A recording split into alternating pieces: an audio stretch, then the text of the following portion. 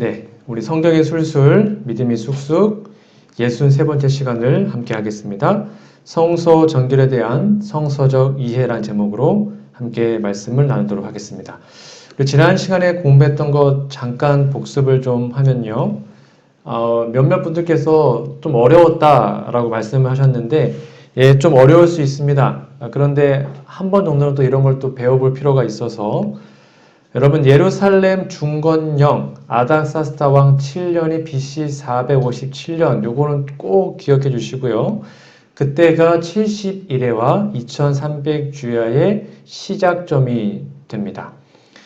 그래서 AD와 BC는 0년이었기 때문에 숫자를 뺀 다음에 1을 플러스해 주면 정확한 예언을 기준으로 AD 27년에 예수님이 침례를 받으시고 공세계가 시작이 되었다. 그것이 70일의 예언에 명확하게 기록이 되어 있습니다. 그래서 다니엘서 9장 27절에 지난주 본 것처럼 마지막 1주 7일의 절반의 제사와 예물을 금지했다. 예수님이 공생의 3년 반 뒤에 십자가 달려 돌아가심으로 그분의 사역을 완성시킨 것이 정확하게 다니엘서 9장에 예언되어 있다고 말씀을 드렸습니다.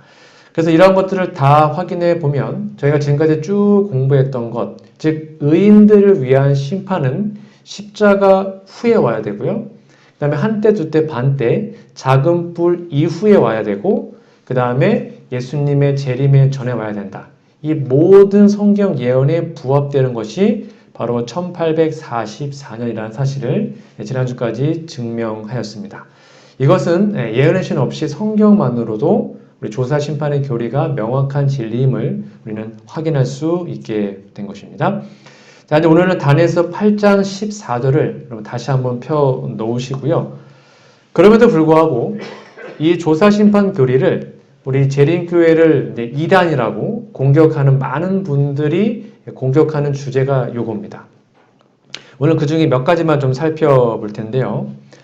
다니엘서 8장 14절에 대한 우리들의 이해, 우리는 그 예언을 조사심판이라고 보는데 다니엘 8장과 레위기에 나오는 성소는 관련이 없다. 즉 성소가 정결케 되는 게 심판하고는 아무 의미 없다. 이건 말도 안 된다라고 공격을 합니다. 그래서 말을 하기를 재림교회가 다니엘 8장을 성소 제도와 연결시키는 것은 잘못이고 또는 다니엘 8장의 성소 정결을 레위기의 표상적, 즉 구약 당시의 성소 정결의 성취로 보는 것도 문제가 있다. 이렇게 비평을 합니다. 이게 과연 그런 것인가를 좀 살펴보도록 하겠습니다. 자, 첫 번째입니다. 쉽게 말하면 다니엘 8장 14절에 그 2300주야까지 그때의 성소가 정결하게 된다라는 그 성소 정결이 구약의 레위기서에 나오는 성소 정결에 어떻게 연관이 되냐 그 말입니다. 연관이 있는가 없는가를 좀 살펴보도록 하겠습니다. 저희가 지금까지 쭉 예언을 살펴봤는데요. 특별히 동물들이 나오는데 다니엘 7장의 짐승들은 모두 부정하고 육식 동물들입니다. 기억나시죠? 뭐 사자, 곰, 표범 등등으로 아주 무섭고 부정한 짐승으로 표상되어 있습니다. 7장은요. 근데 반면에 다니엘서 8장의 예언은 우리가 흔히 말하는 2300주야가 들어있는 그 예언은 그 예언에 등장한 동물들이 모두 정결한 동물입니다. 뭐가 나와요? 염소와 양. 여러분 염소와 양은 어디에 쓰는 거죠? 성소에서 제사 드릴 때 쓰는 동물이 염소와 양이에요. 그렇죠? 그래서 다니엘 8장의 짐승들만 봐도 이거는 다니엘 8장은 그 성소 정결은 구약의 어떤 성소와 연관이 있다라는 것을 알 수가 있겠죠. 이 모든 것들은 대속죄일, 우리로 말하는 조사심판 기간 대속죄일의 예배에 사용하는 동물들이 염소와 양이었습니다. 그러니까 지금 의도적으로 다니엘 8장은 동물들을 등장시킬 때도 성소와 연결되어 있는 동물들을 말하고 있음을 알 수 있습니다. 이게 첫 번째 증거이고요. 두 번째는 이제 다니엘 8장 11절을 좀 볼 텐데요. 여기 보면 성소라는 단어가 나옵니다. 또 스스로 높아져서 군대의 주제를 대적하여 그에게 매일 드리는 이게 지금 작은 뿌리 하는 행동인데요. 제사를 없애버렸고 그의 성소를 헐었다 이 성소에다가 여러분 좀 체크해 주시면 좋겠는데요. 이 성소는 히브리 원어로 보면 두 가지 단어 쓰여 있습니다. 성자가 거룩한 성자죠. 그리고 소는 장소의 의미가 있습니다. 그래서 여기 장소라는 그 소자, 그것이 히브리 말로, 뭐 히브리까지는 몰라도 되지만 그냥 참고만 하세요. 히브리어로 마콘이라고 합니다. 마콘. 이게 이제 여기 성소의 소자에 해당되는 히브리 단어입니다. 이것이 구약에서 되게 많이 쓰였는데요. 즉 하나님의 성소와 직접적으로 14번이 쓰였고 그다음에 하나님의 보호자와 관련해서 2번이 쓰였습니다. 그러니까 여기 나와 있는 장소를 나타내는 이 마코는 하나님의 성소를 대표하는 것으로 우리가 명확하게 이해할 수 있습니다. 자, 이 장소가 마콘인데요. 제가 좀 더 설명을 드리면 이렇게 나와 있습니다. 좀 빠르게 볼까요? 출애굽기 15장 17절에도 보면 주의 처소, 하나님이 거하시는 처소가 곧 성소잖아요. 그게 아까 말한 마콘이에요. 같은 단어입니다. 다니엘 8장 11절과 그리고 열왕기상 8장 13절에도 솔로몬이 말하기를 내가 성도 건축했는데 주께서 영원히 계실 처소다, 장소다. 이것도 마콘이에요. 이사야 18장 4절도 보면 여호와께서 내게 이르시되 내가 나의 처소, 이것도 마콘입니다. 그러니까 이렇게 다니엘 8장의 성소와 그 다음에 구약의 전반적으로 나타나 있는 히브리의 마콘은 구약 성경 전체에서 하나님의 처소, 하나님의 장소 또는 성소를 가리키고 있습니다. 그래서 성경은 성경으로 풀어야 되기 때문에 이거는 성소와 관련된 예언이구나 라는 것을 알 수가 있겠죠. 자, 그리고 아까 말한 것처럼 8장 11절에서 성소가 나온다 그랬죠. 그 앞에 나와 있는 성, 거룩하다 라는 것이 히브리 말로 미크다시라고 하는데요. 이거는 구약 성경 전체에 걸쳐서 지상 성소를 나타내는 흔한 용어였습니다. 자, 다시 한번 볼게요, 여러분. 다니엘 8장 11절에 성소는 앞에 성자는 미크다시고요. 뒤에 소자는 마콘입니다. 이건 몰라도 돼요. 아, 그냥 거룩한 성전인데 이것이 구약의 다른 성경절에도 하나님의 성소를 가리키고 있구나. 그렇게만 정리해 주시면 되겠습니다. 그리고 이 단어는요, 하나님께서 거하시는 하늘 성소. 이게 저희가 좀 중요한 포인트인데요. 우리는 다니엘 8장 14절의 성소를 하늘 성소로 풀지 않습니까?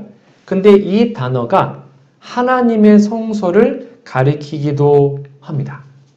아까 봤던 미크다시, 아까 봤죠? 8장 11절, 다니엘 8장 11절의 그 동일한 표현이 시편 68편 35절에 보면 하나님여 위엄을 성소에서 나타내시나이다. 이거는 이 땅 성소가 아니라 하늘 성소를 말하는 것이죠. 그리고 시편 96편 6절에도요. 존귀와 위엄이 그 앞에 있으며 능력과 아름다움이 그의 성소에 있도다. 여기도 미크다시입니다. 그러니까 뭐 원어까지 몰라셔도 됩니다. 중요한 포인트는 다니엘서 8장에 나와 있는 그 성소가, 그 성소라는 단어가 구약의 다른 데서도 하나님의 성소를 가리키고 있고 특별히 하늘 성소도 동일하게 가리키고 있다. 그렇게만 정리해 주시면 되겠습니다. 자, 다니엘 8장 14절로 가보겠습니다. 저희가 지금 연구하는 성경절인데요. 그가 내게 이르시되 2300 주야까지니 그때의 성소가 아까 8장 11절의 성소는 단어가 미크다시랑 다른 거였는데 여기 나와 있는 성소는 코데시라는 단어입니다. 조금 달라요. 여기가 중요한 포인트입니다. 이 성소는 레위기 16장에 걸쳐서 바로 지상성소, 특별히 지상성소 중에서도 지성소만을 언급할 때 사용한 것이 많이 나와 있습니다. 그래서 이 코데시라는 단어는요, 레위기 16장이 바로 대속죄에 관한 장인데요. 거기에서 계속 반복되어 사용되는 단어이고요. 그래서 성소가 정결하게 되는, 특별히 지성소가 정결되는 그 성소의 단어가 코데시입니다. 그것이 8장 14절에 사용이 되었습니다. 이것도 쉽게 정리해드리면 우리가 흔히 말하는 그때의 성소가 정결하게 된다라는 이 단어가 레위기 16장에 대속죄일에 사용되었던 성소 단어와 같다는 겁니다. 히브리 원어가. 그렇게 이해하시면 되겠고요. 자, 이제 다니엘서 8장 11절과 12절에 여러분 좀 다 보시면 거기에 군대 또는 백성으로 번역이 되었죠. 여러분 8장 11절 다시 보세요. 작은 뿔이여 스스로 높아져서 군대의 주제를 대적했다. 이 군대라고 표현되어 있고요. 그다음에 8장 12절에도 보면 12절 뒷부분입니다. 또 진리를 땅에 던지며 자의로 행하여 형통하였다. 군대와 라고 표현되어 있습니다. 여기 지금 군대라고 표현되는 이 단어가 여러분 이거 제가 민수기 할 때 아마 설명을 드렸을 텐데요. 히브리 말로 차바라고 합니다. 이건 조금 알아두셔야 됩니다. 여기 번역을 군대라고 했지만 이 단어가 다양하게 쓰입니다. 자, 군대가 차바라는 단어인데요. 이것이 이렇게 사용이 됩니다. 이게 되게 중요합니다. 제가 민수기 공부할 때 이 얘기를 했습니다. 레위인을 구별할 때 민수기 1장, 2장은 하나님의 백성들을 이제 계수하는 장이지 않습니까? 수를 세는 거. 근데 3장, 4장에 보면 레위인들을 계수하는 게 나옵니다. 근데 그 레위인들을 셀 때도 이게 이렇게 표현되어 있습니다. 성소와 관련되어 쓰일 때 지상 성소 사역을 맡은 레위 족속과 관련되어 사용된 단어가 차바입니다. 아까 다니엘 8장 11절에 군대의 주제 할 때 그 군대가 레위인과 연결되어 있는 단어입니다. 그러니까 지금 다니엘서 8장은 계속 성소 사역과 연관이 되어 있는 것이죠. 자, 민수기 4장 3절 제가 설명을 다 드린 거지만 한 번 더 복습해 드리면 여기 보면 레위인들을 계수합니다. 근데 그 역사에 참가할 모든 자 이것도 히브리 원어가 차바입니다. 다니엘 8장은 군대라고 번역됐지만 민수기에서는 레위인들로 표현되어 있습니다. 민수기 4장 30절에도 복무하고 봉사하다라는 그 모든 자가 차바이고요. 8장 24절에도요. 레위인은 이같이 할지니 25세 이상으로 회막에 들어가서 복무하고 봉사할 게 바로 차바입니다. 그러니까 쉽게 설명드리면 다니엘 8장 11절에서 작은 뿔이 군대의 주제를 대적합니다. 근데 그 군대가 민수기 4장에 보면 레위인들을 계수하고 레위인들의 숫자 그리고 레위인들의 역사, 레위인들의 사역, 그게 성소 봉사겠죠? 그 사역에 포함된 단어와 똑같다는 것입니다. 둘 다 차바입니다. 그래서 다니엘서 8장의 그 성소와 군대는 성소 사역, 즉 특별히 레위인의 사역과 연관되어 있음을 여러분 다시 한번 기억해 주시면 좋겠습니다. 자, 그리고 네 번째입니다. 다니엘 8장 11절에 이게 또 중요한 단어인데요. 지금 다니엘서 8장이 성소와 연관되어 있음을 제가 증명해 드리는 것입니다. 8장 11절에 보면 또 스스로 높아져서 군대의 주지가 이게 군대가 차바였고요. 레위인들 그에게 매일 드리는 제사를 없애버렸다. 여기 매일이란 단어가 히브리 말로 타미드입니다. 요거는 좀 중요한 단어입니다. 저희가 좀 자주 쓰는 단어이고 좀 알아두시면 됩니다. 8장 11절에 매일 드리는 제사를 없앴다. 이거 되게 중요합니다. 작은 뿔이 성소 봉사가 크게 두 가지가 있습니다. 뭐냐면 매일의 봉사가 있죠. 매일마다 번제 드렸고요. 누군가가 뭐 잘못해서 재물 갖고 오면 재물 잡아 드렸잖아요. 그게 매일의 봉사가 있습니다. 그리고 성소는 1년에 한 번씩 연례 봉사가 있습니다. 그게 대속죄일입니다. 그래서 정리해드리면 지상 성소는 봉사 사역이 몇 개냐면 2개입니다. 매일의 봉사가 있고 그 다음에 1년에 한 번 하는 연례 행사가 있었습니다. 여기까지 정리가 되셨죠? 이 두 가지가 있었는데 작은 뿔은 그 연례 봉사를 없앤 게 아니에요. 성경에 보면 어떤 걸 없앴냐면 매일에 드리는 제사만 없앴습니다. 열례의 봉사는 건들지 못했습니다. 그건 제가 뒤에 설명드릴게요. 작은 뿔은 매일 드리는 제사만 없앴습니다. 여기까지는 잘 정리해 주셔야 됩니다. 그래서 이 매일로 번역된 히브리어 타미드는 되게 중요한데요. 매일매일마다 하나님께 드렸던 그 예배의 사역과 밀접하게 연관이 되어 있는 단어가 바로 타미드라는 단어입니다. 자, 이제 출애굽기 29장을 좀 살펴보시면 앞에 있습니다. 내가 제단 위에 드릴 것이 이것이니라 매일 1년 된 어린 양 2마리. 여기도 매일, 날마다, 늘, 항상 이 단어가 타미드예요. 계속 드려라. 너희가 대대로 여호와 앞에 회막문에서 드릴 번제도 늘 드려야 된다.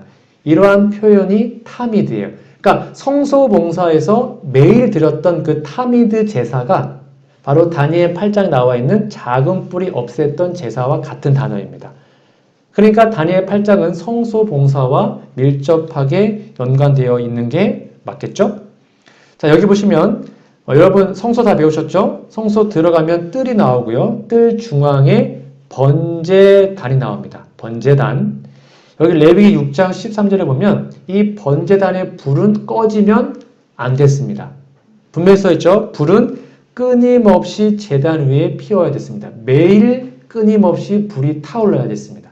근데 이 끊임없이 제단 위에 불사르는 끊임없는 이게 타미드와 같은 말이에요. 매일 드려라. 그게 번제단의 모습이고요. 그 다음에 성소로 들어오시면 성소의 북쪽에 진설병이 있었죠. 북쪽에 진설병. 다 설명드렸습니다.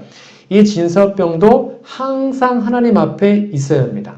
이 항상이 타미드. 아까 말했던 그와 똑같은 단어입니다. 그러니까 진설병도 매일 드려야 되는 것입니다. 항상 거기에 둬야 됐고요. 그 다음에 남쪽에는 금 촛대가 있었죠. 이 남쪽의 금 촛대도 이렇게 나와 있습니다. 등불을 위하여 4개로 가져오게 하고 기름을요. 그 다음에 끊이지 않게 절대 꺼지지 않게 등불을 켜야 된다. 여기 끊이지 않는다 라는 말이 타미드예요. 다 똑같은 단어가 사용되고 있습니다. 그리고 지성소 휘장 앞에 뭐가 있습니까? 분향단이 있죠. 이 향을 살랐는데요. 여기도 말하기를 대대로 여호와 앞에 끊지 못할지며 즉 늘 분향을 해야 한다. 이 단어도 타미드입니다. 그러니까 아까 8장 11절 거기 부분에서 작은 뿔이 없애버렸던 매일의 제사. 그 매일의 제사가 타미드인데요. 그 타미드라는 단어가 성소봉사에서 번제단, 떡상, 분향단, 금초대에 동일하게 사용되고 있습니다. 그러니까 다니엘 8장과 구약의 성소 제도는 아주 밀접하게 연관되어 있죠. 그런데 여기에서는 지성소 봉사, 열례 행사, 1년에 한 번에 드리는 행사는 나와 있지 않습니다. 작은 뿔이 그것은 건드리지 못했습니다. 그 사실을 여러분 꼭 기억하시면 좋겠습니다. 자, 이제 다니엘서 다시 8장 11절로 보시면 매일 드리는 제사 타미드에 설명드렸고요. 이 제사를 없애버렸다 라는 이 없애버리다 라는 단어가 좀 어려우시지만 히브리 말로 룸이라고 합니다. 이거는 가져가 버렸다. 그러니까 그냥 없애서 버린 게 아니라요. 없앤 다음에 본인이 취한 것입니다. 내가 가져가 버린 것입니다. 이게 없애버렸다의 직역입니다. 이게 왜 중요하냐면 작은 뿔이 그냥 회방만 놓은 것이 아닙니다. 그냥 다 뭐 없애고 버린 게 아니라 그거를 그 의미를 이렇게 훼손한 다음에 그거를 자기가 어떻게 했어요? 가지고 가버렸습니다. 이게 이 단어의 직역입니다. 어떻게 설명할 수 있냐면 이렇게 설명할 수 있습니다.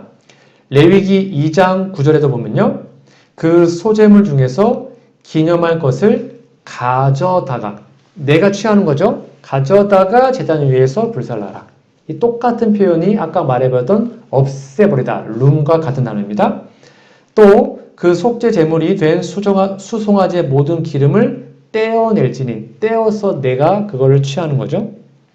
그 다음에 4장 10절입니다. 레위기 화목 제본의 소에게서 그것을 떼어내다. 이것이 바로 없애버리다. 8장 11절에 룸과 같은 단어입니다. 이게 왜 중요하냐면 아까 말한 것처럼 이 작은 뿔은 단순히 하나님의 성소 사역을 그냥 훼손만 한 것이 아닙니다. 훼손한 다음에 그것을 본인이 가져가 버렸습니다. 그래서 우리 다니엘서 8장 10절부터 12절을 공부할 때 작은 뿔 제가 다 설명드렸습니다. 여기 보면 10절 그것이 하늘 군대에 미칠 만큼 커져서 그것은 작은 뿔입니다. 교환권이죠. 그 군대와 별들 중에 며칠 땅에 떨어뜨리고 짓밟았습니다. 11절 스스로 높아져서 군대의 주제를 대적하며 이거 다 설명드렸고요. 매일 드리는 제사, 타미들을 없애버렸고 그 다음에 그의 성소를 헐었고요. 그 다음에 12절 진리를 땅에 던지며 자기 마음대로 행했다라고 기록합니다. 여기 나와 있는 작은 뿔은 하나님의 성소를 헐어버렸고 하나님의 제사를 없애버렸습니다. 진리를 땅에 던져버렸죠. 그럼 도대체 교황권이 어떻게 하늘 성소를 회파할 수 있고 하늘 성소의 사역을 없애버릴 수 있었을까요? 아까 말했던 room이라는 단어입니다. 없애버린 게 뭐냐면 없앤 게 끝나는 거 아니라 그것을 본인이 뭐 한 거예요? 취한 것입니다. 본인이 그것을 가져가 버린 것이죠. 그것이 교황권, 특별히 작은 뿔의 큰 문제입니다. 자, 몇 가지만 좀 살펴보겠습니다. 여러분 8장 12절, 여러분 성경책 8장 12절을 보셔요. 여기 작은 뿔이요. 진리를 땅에 던졌다라고 기록합니다. 진리를 땅에 던진다.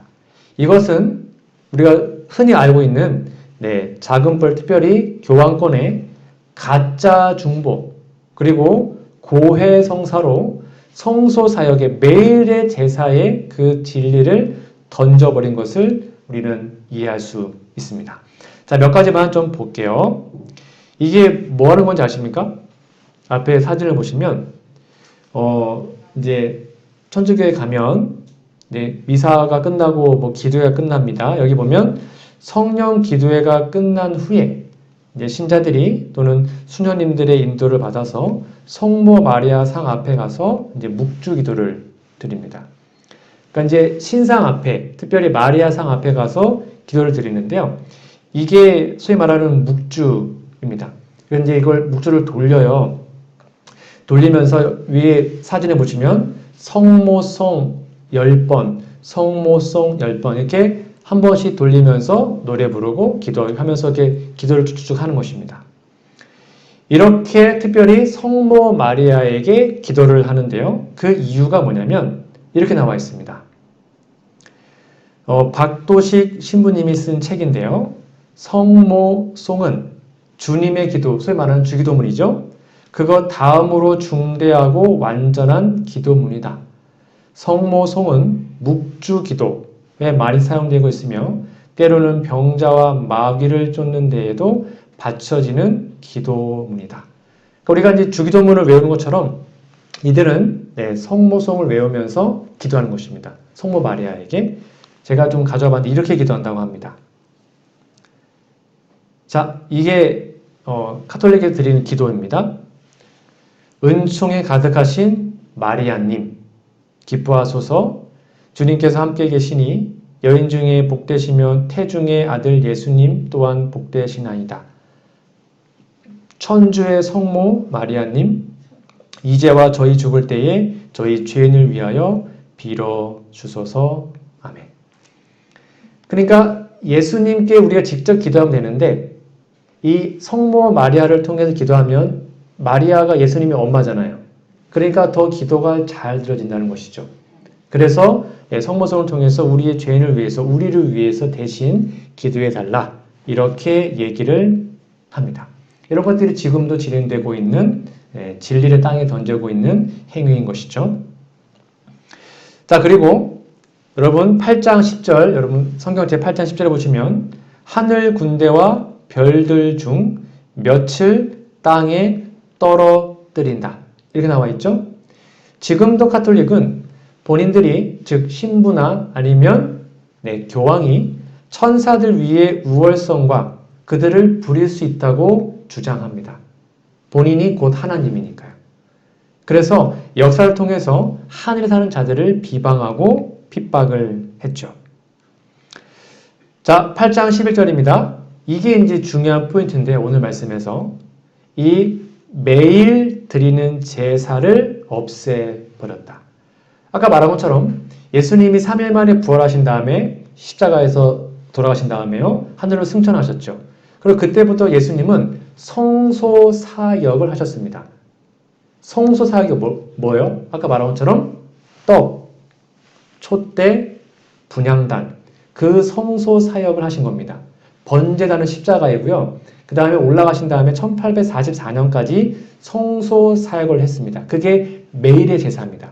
그러니까 우리는 매일의 제사를 통해서 예수님께 직접 나아가면 되거든요. 직접 나아가면 죄 용서 받을 수 있어요.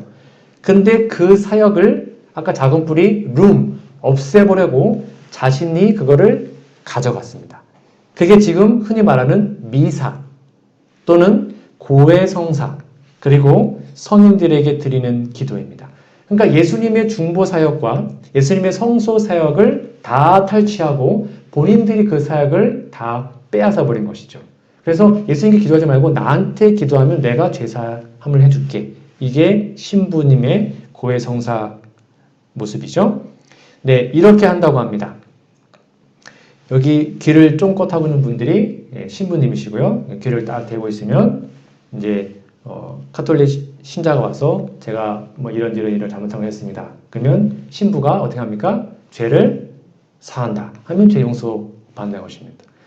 그러니까 인간이 감히 인간의 죄를 사하는 것입니다. 이거는 예수님의 사역인데 그 사역을 탈취해서 지금 작은 뿔이 행하고 있는 것이죠.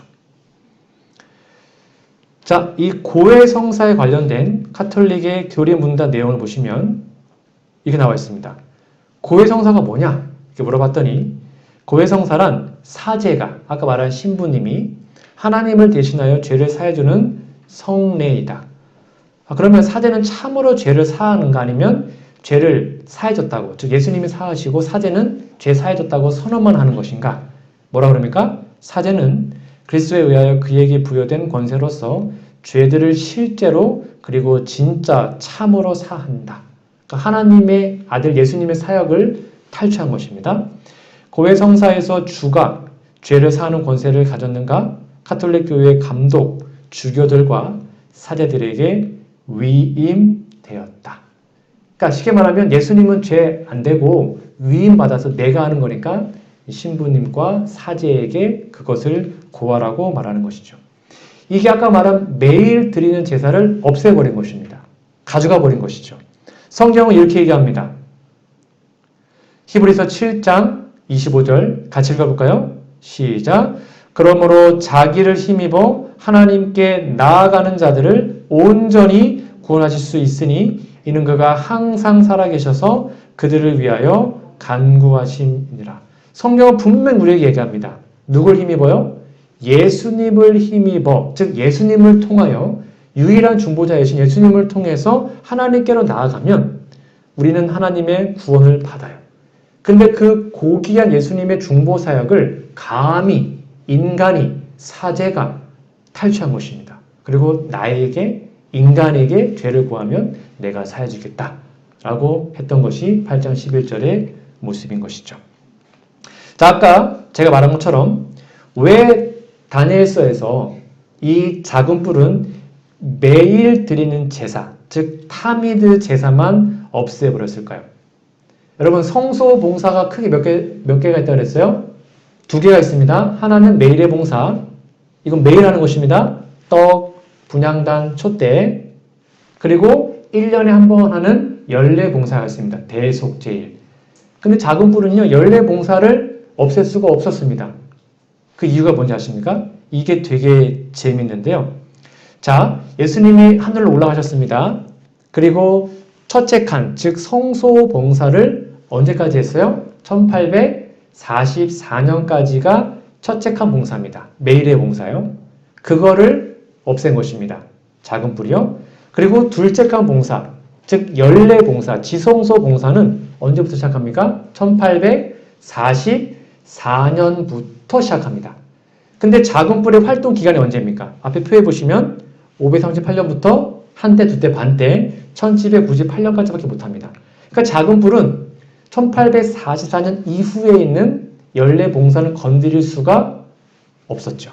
그러니까 매일의 봉사만 건드려서 자신이 탈취한 것입니다. 이것은 레위기의 성소 제도가 아니면 설명 자체가 불가능합니다.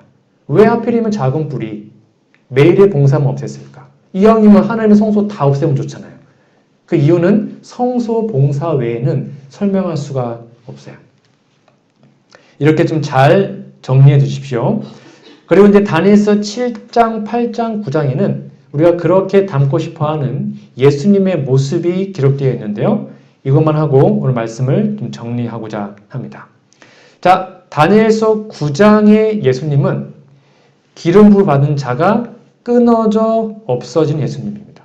한마디로 다니엘서 9장의 예수님은 희생당하신, 죽임당하신 예수님입니다. 그래서 여러분 다니엘 9장에다가 희생당하신 예수님을 써놓으시면 돼요. 여기에 9장의 핵심은 예수님의 모습이 죽임당한, 희생당한 예수님이에요.